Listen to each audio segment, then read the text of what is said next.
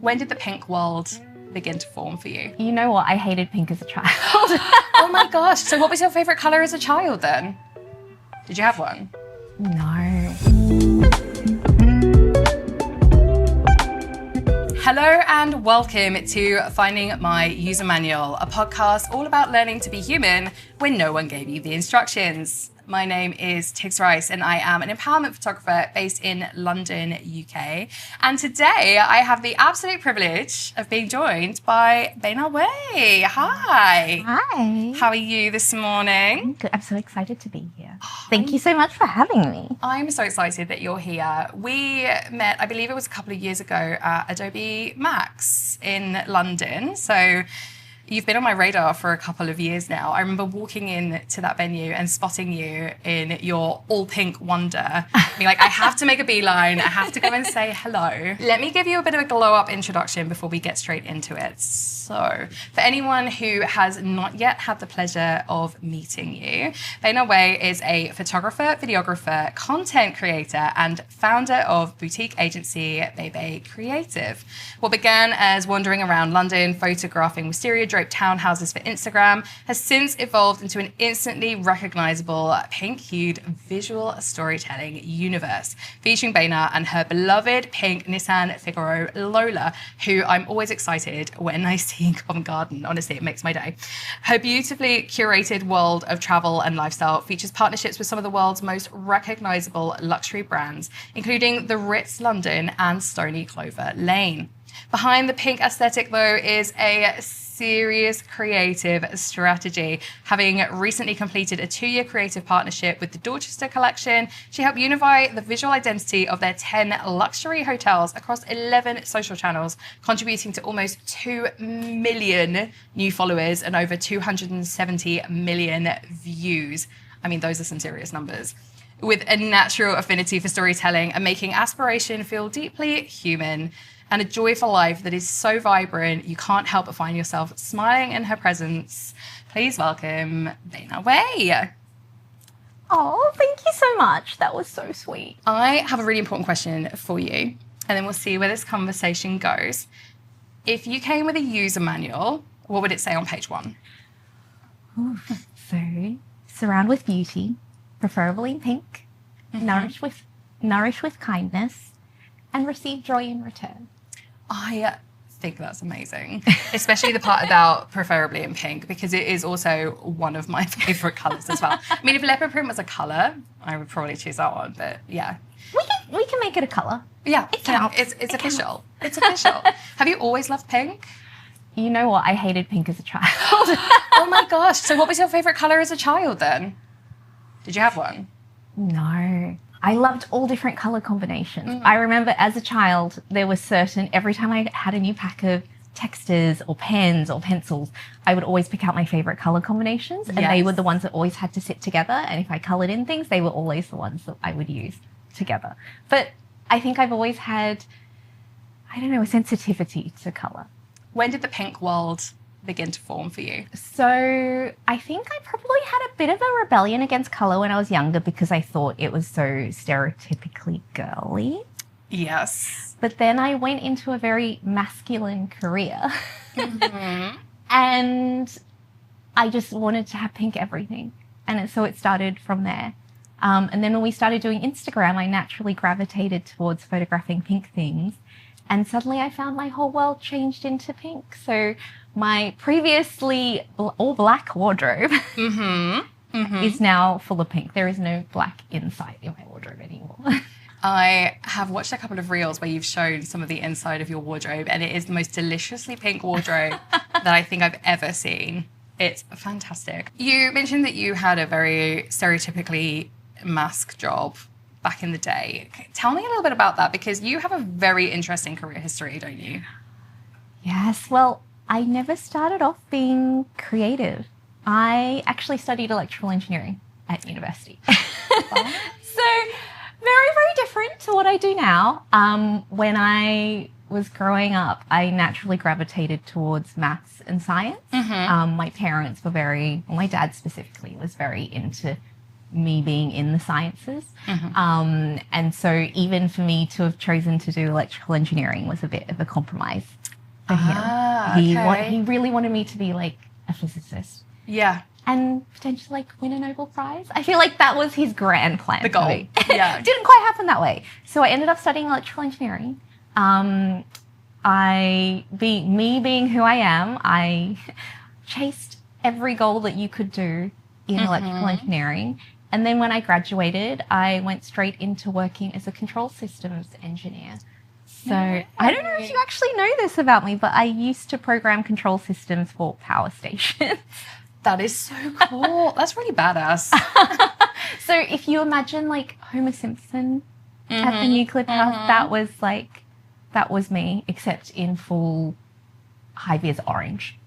Reflective orange. You could not tell what I looked like underneath that thing. I can't even imagine you in high-vis orange. I literally don't think I will ever see that again. I mean, do photos even exist of that? You do not have to prove them, but like, do they exist? There must be somewhere, but I don't even know where they are, but there must be some of me wandering around a power station.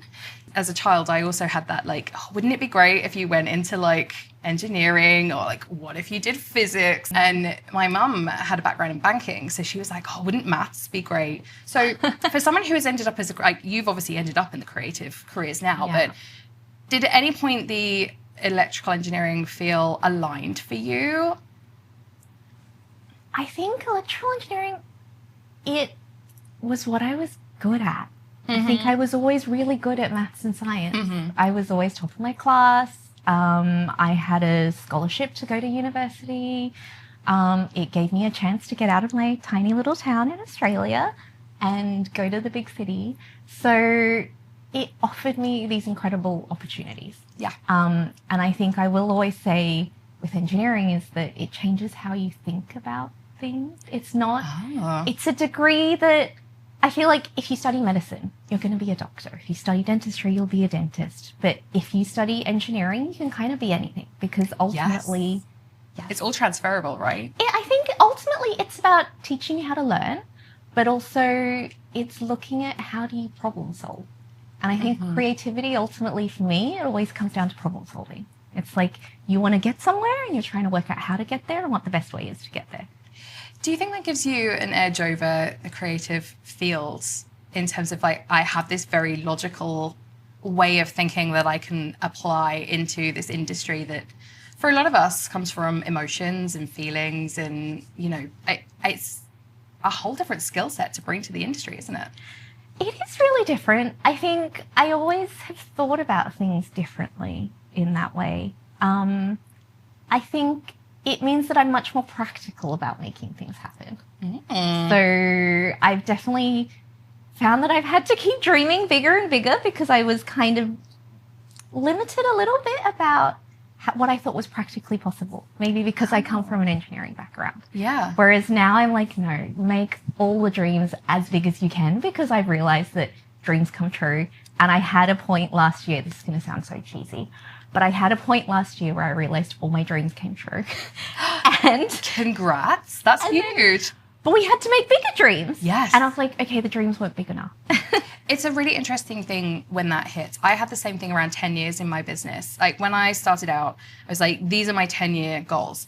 I want to achieve these things. The only thing on there that I didn't achieve was being in Vogue. I still haven't done that. It's still on the dream list. We'll get there one day. It's going to happen. Exactly. I'm manifesting this with ominous positivity. But I had this list and it's like from day dot, like in 10 years, I will achieve this, I will achieve that, I will achieve all of these things.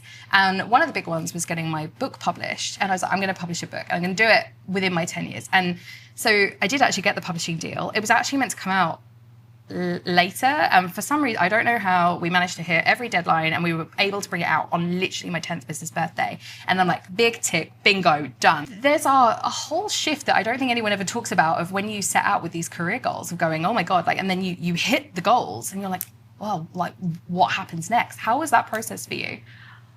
I think like, I love that you were so structured about your goals. You had like a timeline in place. For me, I was just like, oh, wouldn't it be amazing if I traveled to these incredible hotels? And then it was like, wouldn't it be amazing if I could create content for these hotels? And then wouldn't it be amazing if I had a team around me? And then all of these things started happening. And then I was like, okay, well, what are we going to do next? But I don't know. I think with goals, it's like with dreams, I just realized that anything is possible. And that if you don't dream it, you can't make it happen, if that makes sense. And I think that was the thing. I was like, no, you have to keep dreaming bigger and bigger, because that's how you make things happen. And I think there's also a thing where like you need to put those bigger dreams in front of everyone else as well, so that they can be inspired to dream bigger too. Because I didn't know that. Like, there's so many things I think about where I came from and where I grew up, and I didn't even know hotels or the lifestyle that I live now even existed, or that I could even do a career that I have now. So tell me a little bit about your childhood then, because actually I don't know a huge amount about this. I know you've said obviously you came over from Australia, but are you from a smaller town in? I was born in China. Okay. I have a bit of a varied background. So I was born in China. I moved to Australia when I was a baby. So I do have zero memory of actually living in China. My parents said I came to Australia not speaking a word of English. And the first day that I went to creche, they came to pick me up, and I was telling the other kids what to do in Mandarin.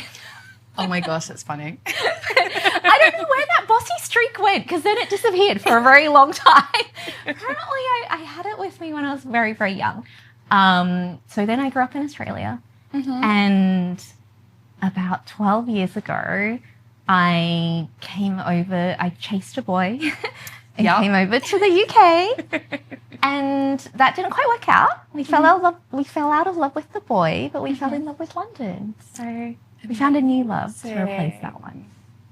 And had you ever had your sights set on London, or is it sort of like a happy accident that you ended up being here and it kind of all worked out for the best? I never had my sights set on London. Actually, if anything, going back to engineering. Yeah. So I studied engineering. I worked as a control systems engineer. And when I started working, it was for the first time in my life, I had time on my hands to have hobbies. Because when I was studying, I was the queen of studying. I love studying. I had no friends. I just studied all the time because I just wanted to be the best at studying. Plus, it's a really heavy schedule. So, I mean, I've been with my partner now husband now for 20 years. I was with him while he was going through his studies, and while I was at art school, and I had a half-hour like constructive criticism session on a Tuesday afternoon, and I had a lecture on a Friday, and everything else was self-taught. He was in lectures like Monday to Friday, apart from Wednesday afternoon, which was sports afternoon. 9 till 5, 9 till 6 every day, or 10 till 6. It was long days. Yeah. So I can imagine it was probably the same for you where you were as well. Yeah, I mean, engineering was always a heavy schedule. I think I've always been someone who likes working hard and always wants to do the most and the best. Like, if there was an option to do like a more challenging maths class, that was me. I would just be like, yes, give me the higher maths class. I don't know what was wrong with me now that I think back to it. But when I graduated and I was finally working, I had time on my hands, because outside of the 9 to 5, you had all these hours to fill. What were you doing with them? What were your hobbies? So I had always loved fashion design. And that was the first chance that I had to actually try out fashion design and see, to try it out, to actually draw for the first time, to sew things. I always loved making things, and I wanted to learn how to sew. And I started doing night classes in sketching and illustration and learning about fashion and fabrics. And I fell in love with it. I think I realized at that point I had never felt passionate about anything before.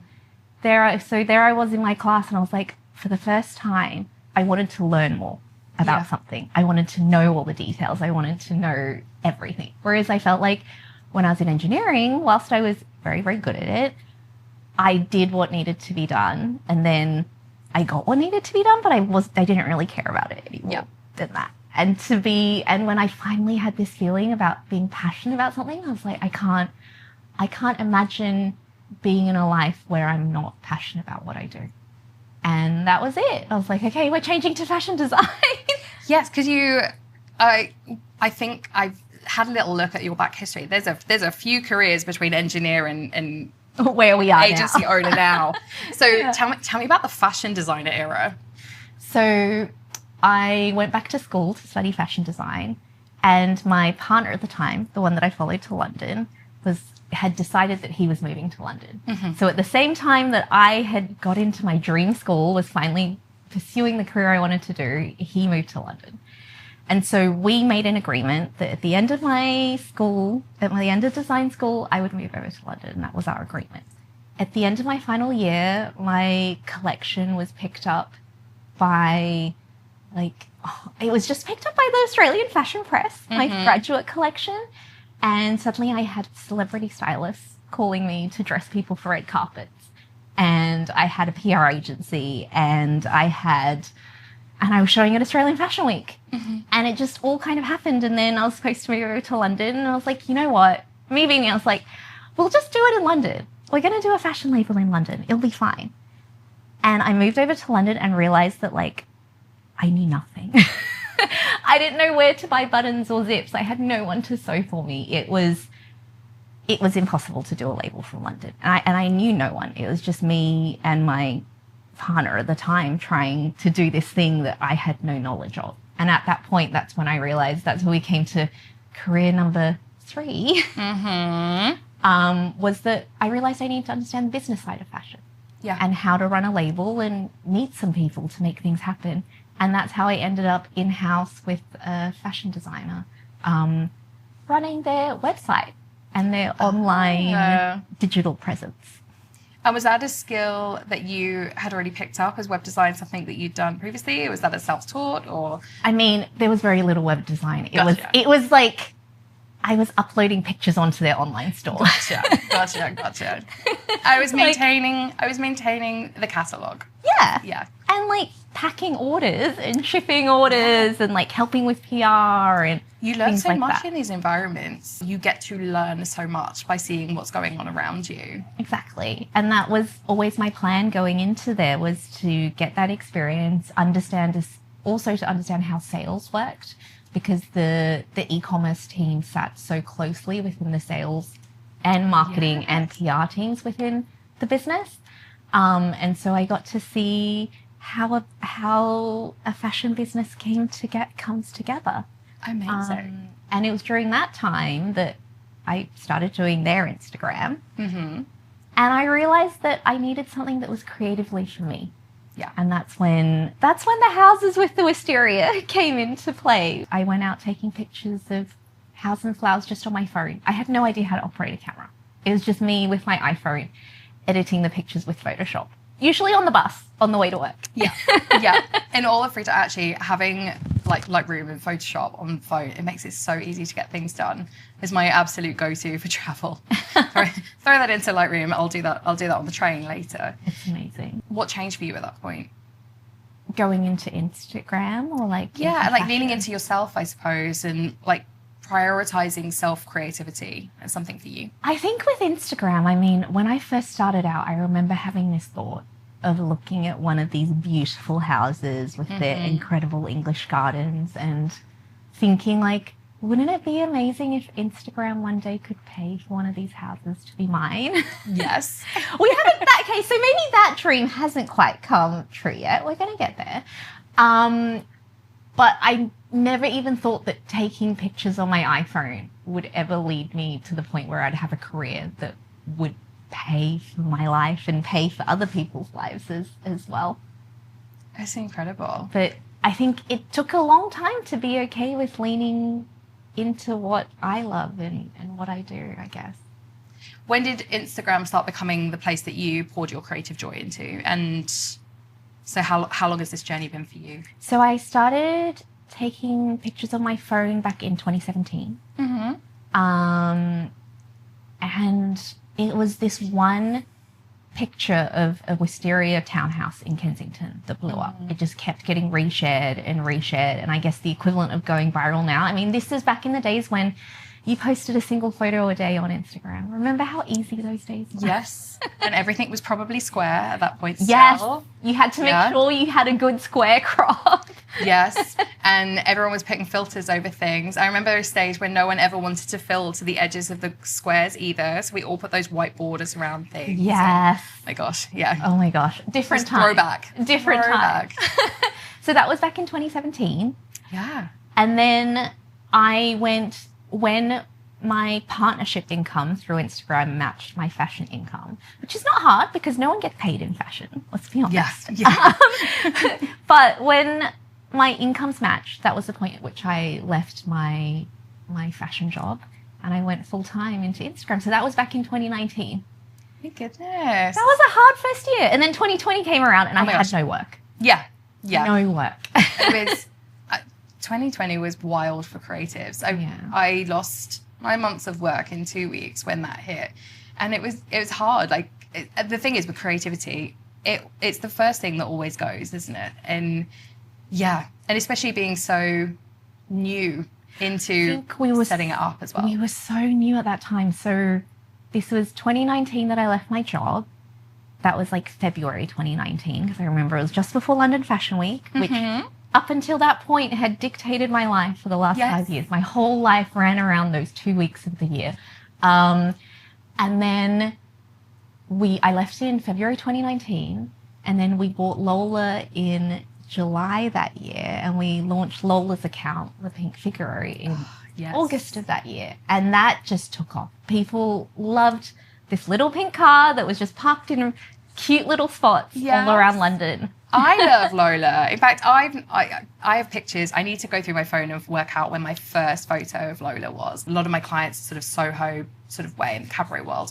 So I would be spending quite a lot of time around there and, going and spending days sitting in Covent Garden just watching the street performers, for example. And I remember seeing this pink car and oh my gosh. And I knew it was a Figaro because my friend at the time actually also had a pink Figaro that she used to drive us to the gym in.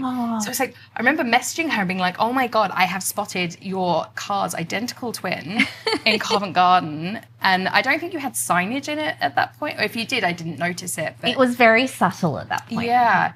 And just being so excited. And then it became kind of a bit of a habit because there's a few, I would say, like main spots that she ends up in and sort of seeing her around like, get my photo for the day. What inspired that? I think with Lola, I mean, originally we just wanted something cute to photograph. We took Lola all the way to Paris and I took pictures on my phone of her because I didn't know how to use a camera back then. So we took all the pictures on my iPhone. But we all start somewhere. Like, gosh, my early photos. Sometimes I just look back on them. I actually did a talk recently and was like, I have to show these. I think it's important for us to show where our creativity comes from and where we start. But I think we get to these points where we see all these incredible photos. And I'm sure for a lot of people who look at your work now are like, oh my God, this is incredible. And some of it you still do shoot on phones, right? Yes, I shoot a lot on phone. To look at them and go, oh my God, how? And then but I think also it's so nice to see the humble origins of our creativity sometimes as well. I'm sure they're not actually that awful. Well, that I don't know. But I think the main thing that we did that I think was maybe a bit different with my iPhone pictures was that I edited them so much in Photoshop that you couldn't tell that they were taken on a phone. Yes. Because I used to spend hours. This was before we had AI and automation to be able to select areas on the picture. And I would spend hours drawing around every little element in a picture to be able to control exactly what the saturation is, what the color was, make all the colors pop. And so a lot of the time you might not have been able to tell it was an iPhone picture because of the level of post-production that had gone into it. Hard relate. I would say of the 3 years I was at uni studying illustration, more of my time was spent masking or creating clipping paths than it was actually doing anything else. I think it's all those things that really teach you discipline and also it really informs your practice. Yes. So now I think about, now that I'm making those connections and we're talking about this, that level of post-production that would go into perfecting the colors, perfecting the light levels, the exposures, everything in a photo that was taken on a phone, we now have translated that into video. So we still do that with all our video. There is a level of post-production that goes into the video that we take on iPhone as well, which means that it elevates the quality of it. So a lot of our clients can't necessarily tell that our content is shot on the phone, although we now get more requests for camera work rather than phone. And how are you finding that sort of switch through technology? How has that transition been for you? I mean, learning the camera was a really steep learning curve because I think I didn't realize how much the phone does for you. Mm-hmm. Like everything to do with light balance and color balance and white balance, like all these things that the phone just automatically does and it looks pretty decent straight away. Yeah. The camera does not do for you. And so I had a really steep learning curve to be able to learn how to take photos on the camera, but I had to do it because I had got to the point where I was starting to get clients who were asking me to come in to take photos. And this was back in 2019. And I would come in with my phone and I realized really quickly that the phone could not take photos of a quality that the hotels would be able to use at that point. Right. So it was for their websites, for Instagram, especially in low light, the pictures were like not good enough for them. And that was the point in which I realized, okay, we really have to skill up. We have to learn how to use a camera. And that's what actually I spent most of my 2020 doing was learning how to use a camera. Yeah. Learning how to use a camera and learning how to style like tablescapes and scenes that were close up, because up until that point, what I had mainly shot was houses and far away like travel scenes, not so much landscape, not so much tablescapes and styled moments, lifestyle moments. I remember you telling a story about going into a hotel. I think you parked up outside and went in, and I think this was when it first started out, right? When you started getting into this. Tell everyone that story, because your wonderful audacity to ask for what you want is incredible. And that story has stuck with me. And I'm sure there were plenty of other people who are at the start of their careers being like, how do I get into this? How did you go from taking photos walking down the street to ending up with, you know, what was it, 270 million views. And that's just for reels. So this one actually goes back to 2019 when we were in Paris with Lola. And Lola, being the vintage car that she is, she broke down in the middle of Paris. On one of the bridges going across the Seine. I remember it was raining and there was steam coming out of the hood of the car, and we're in the middle of this bridge and everyone had to get out to push the car oh my gosh, off the bridge because we were too scared to drive her any further. We pushed her off the bridge. And then we called our mechanic back in London. He's like, okay, so you can only... Basically, he said that there was some issue with like a leak in a steam hose pipe, something like that. And we could only drive so far before you had to stop, and we'd have to let it cool down before you go any further. Yeah. And so we're kind of driving along. We're trying to get to our next destination, and we kept stopping along the way. And one of our stops was in front of this beautiful hotel, the Plaza Antonet, where I had always wanted to take a picture. I'd never seen it before for myself. And we were stopped there in front of this house, like in front of this hotel, waiting for Lola to cool down, for steam to stop coming out of her bonnet. And my partner at the time, he looks at me, he's like, why don't you just go inside and get your pictures? Because I know that's what you want to do. And so these hotels had always been so intimidating. I think because there's security out the front and the lobbies are so beautiful and ornate and like awe-inspiring. And back then I was really scared to walk into one of these hotels. But I remember I'd been told that you just have to walk in like you own it. And so I ran in, I got my pictures of this beautiful courtyard where the leaves, there's this amazing courtyard in the middle of Plaza Antonet where there is hanging ivy that comes down from like the 6th floor all the way down to the ground floor, and it changes color from green to red in this incredible ombre. But you do have to get up the stairs and open this window from the staircase to be able to get that shot. And so I went in there, crept up the staircase, kind of opened up this rickety window, got my shot, went back out to Lola, got a shot of like the front of the hotel, and then we were gone. But I posted those pictures on my Instagram, and the hotel saw them and they reshared them on their page, and I felt so proud that my photo had been reshared. And then 2 years later, in 2021, the incredible PR at Hotel Plaza Antenay invited me in for a stay. Amazing. So she said to me, why don't you come in to stay at the hotel, take photographs, take content.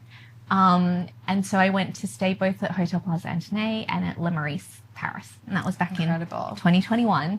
We created all of this content and a lot of it went viral. And so they reshared a lot of it. It went viral for them as well. And a couple of years later, the PR comes back to me and she says, we are a bit short-staffed on our team at the moment to create social media content.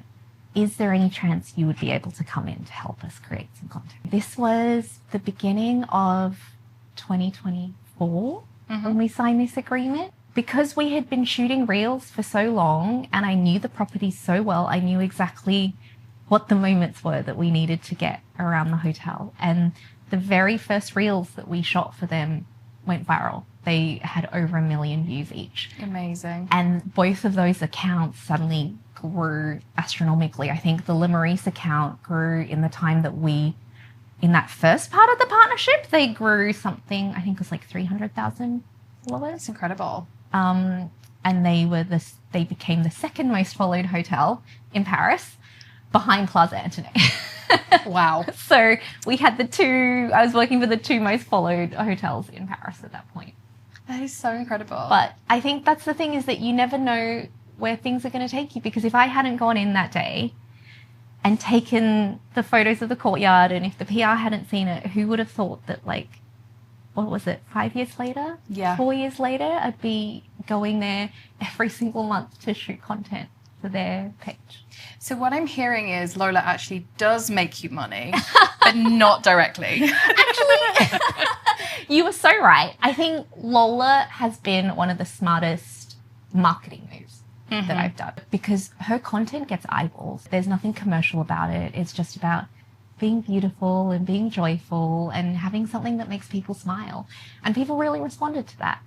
And then we also were able to do some styled moments with her. And another one of my really big clients, Stony Clover, came through Lola's work as well. They came to me, they saw her on Instagram and they wanted pictures of their product with Lola. Yeah. And they loved the pictures, that they kept hiring me to come back to do more campaigns for them. So maybe you are right. She doesn't make money as such, but she brings in the client. She's discreet. She's discreet about it. I would love to talk to you about the stereotype of pink. We touched on this at the very, very beginning of the misconception of pink as a colour and the meaning of that. Have you found, as someone who has leaned so much into pink, do you feel like people ever have misconceptions or predetermined ideas before they meet you because of the pink? I feel like what you see of me on Instagram is what you get. You're not. It's like that is 1,000% me. But I think generally, like, I've always felt like I was perceived as being a bit superficial, especially by partners. And I think there was this thing about pink being a bit girly and a bit softer, but actually, like, I know what I'm doing. I think people also really respond to it, and that's how you bring the people in. So. Yeah, I mean, you are a powerhouse. We try. But I think it's also you attract in what you put out there. Exactly. And I would always hope that we attract in the joy, because we put out joy for everyone.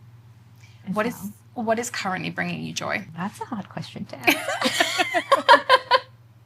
Have you got hobbies that you're leaning into? I work a lot. I really like working. My gosh, what brings me joy outside of my work? I just work a lot, Tigz. I'm really sorry. I really love my work. I love taking pictures. I'm only in this because I love it. I don't think you can do this if you don't love it. I love the challenge of trying something new. And I love the challenge of working out how to capture something beautiful so that people can experience it for themselves. So it's not only about the visual side of it, it needs to be that people can feel like they're there with me. And I think that's always underpinned what we've done, is that you need to be able to experience it through I don't know, through a picture or through a video. And I think that's what people always really responded to. One of the pieces, I don't think it's that old. I think it's only in the last couple of weeks. There is a campaign that you've done, and there's a croissant that seems to be somewhere on a tennis court and rolling off a balcony. That is such joy to me. It must have been incredible to create. Can you tell me a little bit about that project? Oh my gosh. So this was an incredible idea that our team came up with to shoot around Grand Hotel to Cap Ferrat, Four Seasons Hotel. So it's located on the French Riviera and is the most incredible property that overlooks the sea, and with the pool, and it is a princess palace. And we had an idea of like, okay, let's think of somehow how can we show the hotel in a different light, still show off the hotel but make it a bit more fun. And that's how we came up with the croissant that I drop off the balcony. And then it has a journey across the whole hotel. It really does. It's magical. It travels through the restaurant. It ends up being hit around a tennis court. And then it finally ends up taking a little swim in the pool before it makes it back to me on the balcony. How long, I mean, that is such an incredible piece, and I'm sure that anyone watching can go and find that campaign. How long does something like that take, like from concept to final plan? Like how long would you work on a piece of content like that for? That one took days. I can imagine. Days and days, because the concepting, it took a long time to concept it out, to work out where everything was going to be. And to work out where all the shots were going to be, the angles, if a croissant would actually float in a pool or not. We were so unclear. We're like, is she just going to sink or will she actually float? Do we need to have a flotation device for the croissant? And so we had planned out the journey. And then once we were on site, it was about working out how do we do this in a subtle way that doesn't disturb guests. Yes, because I'm imagining the hotel was still open. Like they didn't shut the entire thing for you. No. I've got the whole of this hotel to myself for 4 days. We can add that to the vision board. Yes. The whole hotel gets shut down for our shoot. But no, like I think with hotels of that caliber, you always have to be really careful about not disturbing guests too much while you're shooting. And we are always really conscious of the effect of us shooting on the environment around us. So we had to make sure that we were quite self-contained. So we limited the public area shooting to just being in the hotel restaurant. Yeah.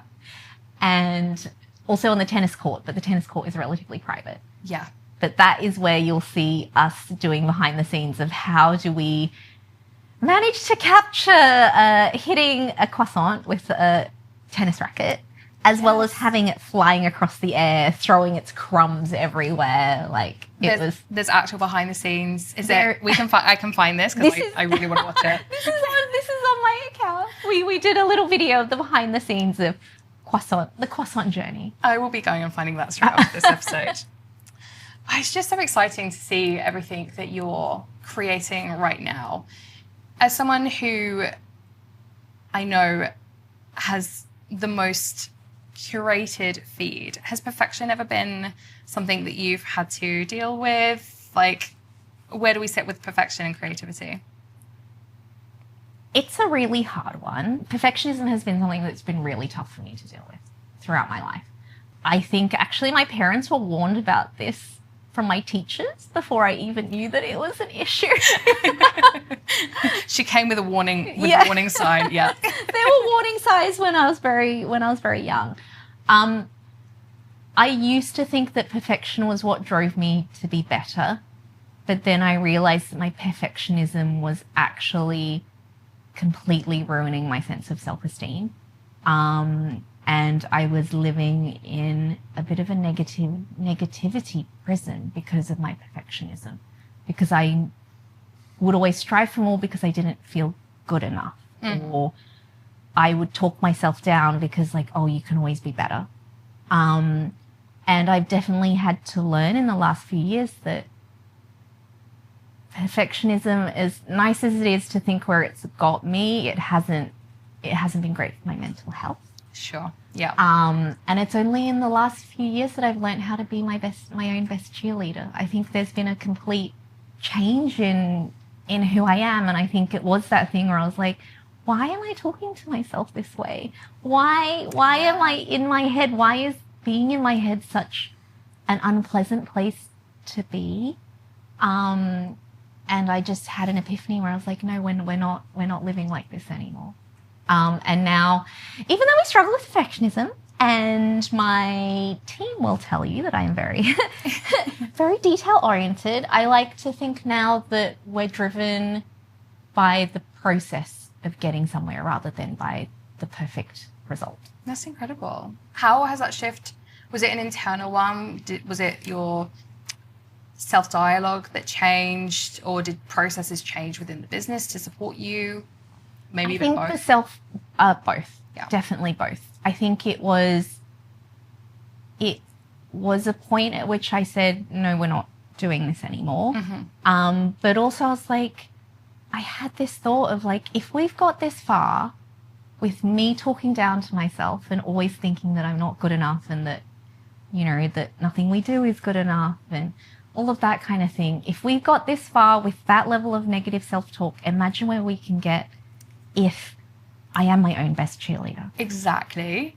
Yes. And I think that was the turning point for me. I was like, no, we're not living this way anymore. And I think it was a huge thing because I think outwardly I'd always presented as really bright and bubbly and smiley and everything like that. I was always very good at presenting well. But inside I was so dark and negative and I just hadn't realized that you could live your life a different way. I can see when there are periods of you leaning into yourself, since I've only the last couple of years, so maybe not potentially that one, but when you lean into yourself, the radiance that comes out of you, it just shines. It's like, I don't even know what's changed in your life, but equally, like, you're just vibing. You're in a whole, like, the whole frequency of you has changed. And I think it's so important that all of us do it and just change that inner dialogue, whether it's perfection or negative self-talk or however we're currently beating ourselves up on the inside.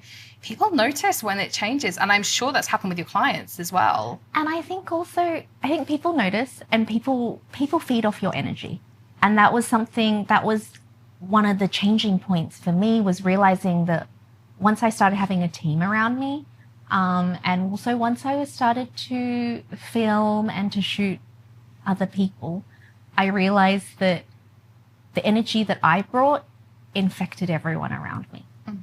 So if I was calm, then everyone else was calm. If I was joyful, then they were joyful. And then all of that feeling would come out in the content. Yeah. And because it's imbued in everything that's around you. And for me, that was such a turning point to realize that actually we need to be switched on. We need to be positive. We need to have all of these things because that's how we get the best. That's how we get the best work out of everyone. Absolutely. I'm so excited for everything else that you've got planned this year. I know you've just launched your agency as well. Tell us just a little bit about that. So Bei Bei Creative is my new baby. Mm-hmm. We are a boutique agency. We create content for luxury brands, and we create content, we develop strategy, and we do workshops to help people create content on their own as well. And I'm so excited for it. I'm so privileged to have been invited to the launch day. Oh my gosh, I've never seen so many fabulous people in a room. Honestly, if anyone needs content, this girl is connected. But it's just so nice to see this next elevation of you. How has that shift from, I guess, with a team obviously, but sort of focusing solely on your creativity to elevating up and maybe having a much bigger system around you? How has that process been? I mean, it's been incredible. We have been doing brand work for quite a while. So yeah. I've been doing brand work since 2021. Mm-hmm. But now we're formalizing it, bringing it under the agency umbrella, and telling people a bit more about what we do and that it is a full service production. It's not just me anymore. There's other people around me as well making things happen. Incredible.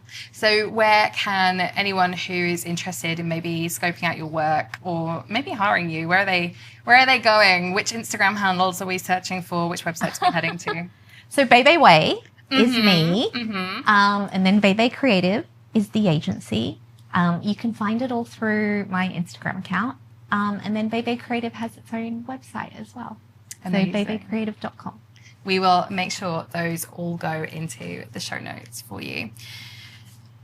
If anyone's been listening and has a similar story to you, maybe they are on the cusp of putting themselves forward and leaning into their creativity or aligning themselves more, whether that's stepping away from something, stepping towards something, maybe working on their inner dialogue, what would you want them to hear today? I would want them to trust in themselves, that the universe has beautiful things planned for you and that you can create any future that you want. What if you can dream it, you can make it happen. And it's about believing in yourself and putting in the work to make it happen. I love that.